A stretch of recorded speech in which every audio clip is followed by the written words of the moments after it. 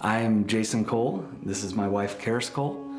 We've been going to New Life for 2 years, and we were married. Hold on. That always throws him. You're gonna have to say when we're married. February 21st, 2008. So 14 years we just celebrated.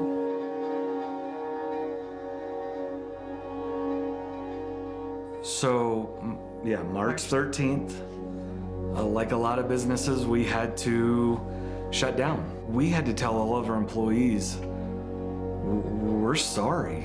We have to go home. We got one contract that was able to keep us going, and it kept us going for a little while. And then another job came in, and then a few more. And we looked back and we're fully up and running. We brought everyone back.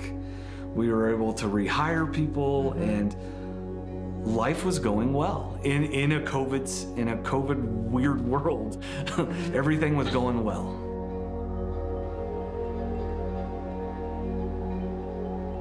But October of 21, near the end of the month, we both got sick, got COVID. Halloween night, his breathing changed drastically, and his face was turning purple. And then we woke up that morning, and I said, I gotta take you to the hospital. And because I had COVID, I couldn't stay. I literally had to drop him off and walk out. So he texted me that night, and he FaceTimed with the girls, and he doesn't remember any of that Monday night. And then Tuesday, he texted me and said, I can't move at all, so I can't talk to you. And then Wednesday, they put him on the vet in the coma.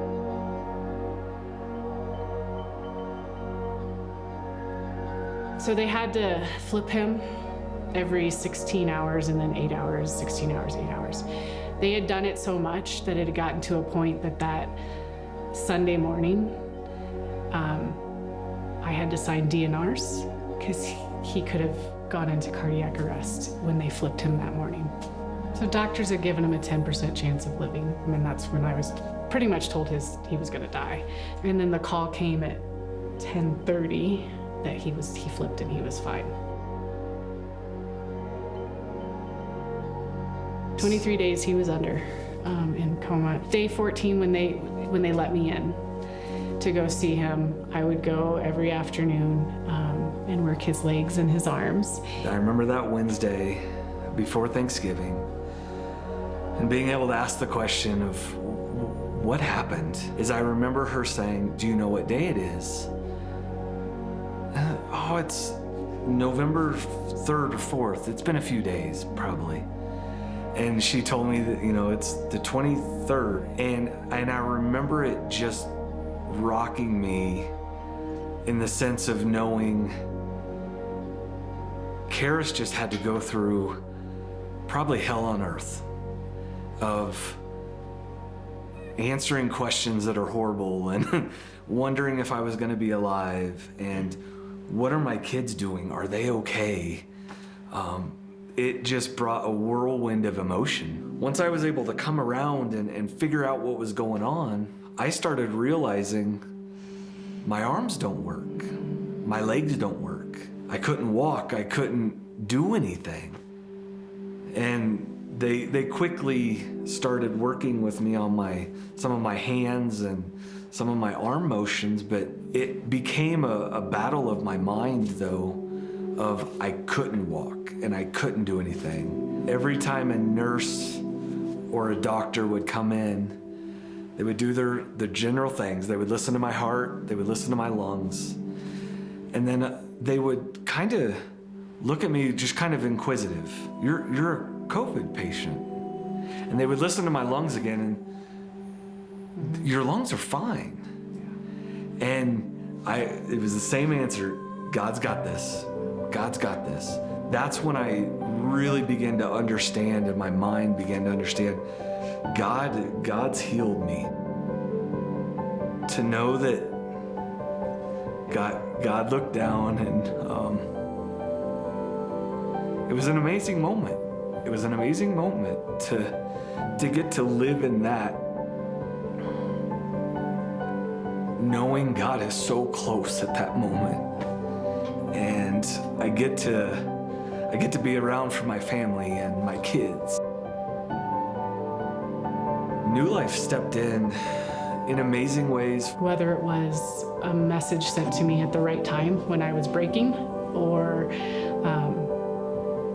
as simple as it sounds, I didn't have to think about a dinner that whole time because either dinners would drop off or I was given gift cards. So there's a rock outside of Memorial North Hospital, and every day at 2 o'clock, people knew I was going to be there. And so random people from New Life would show up and friends that I have around town, and we would pray for half hour or so just for Jason. We could not have done it with without New Life. Every day became about, I gotta see my girls. I wanna see my girls. To the point where I was ready to break out of that hospital because I just had to see my girls. FaceTime, it didn't cut it. They did the wheelchair to the front of the hospital because they wouldn't let me walk to the door. But as soon as I got to the door, Zoe and Zeta got out of the car and came running to me.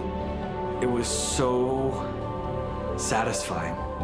It was so satisfying being able to stand up, give them a hug, feel them next to me, and know that my girls are okay.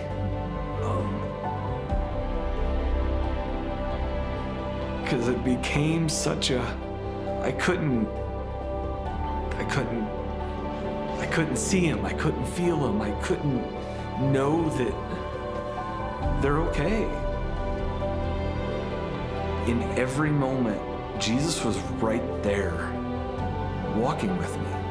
It was such a beautiful time of allowing Jesus to be my strength. And it wasn't one of those Sunday school Bible story moments. It was I know Jesus is right here. I know he is, I feel him. We don't want to get lost in just, the healing happened and we're off and running our own way. We want to stay in that mindset of Jesus is actively every day healing, protecting, and growing us. Jesus died on the cross, rose again for us.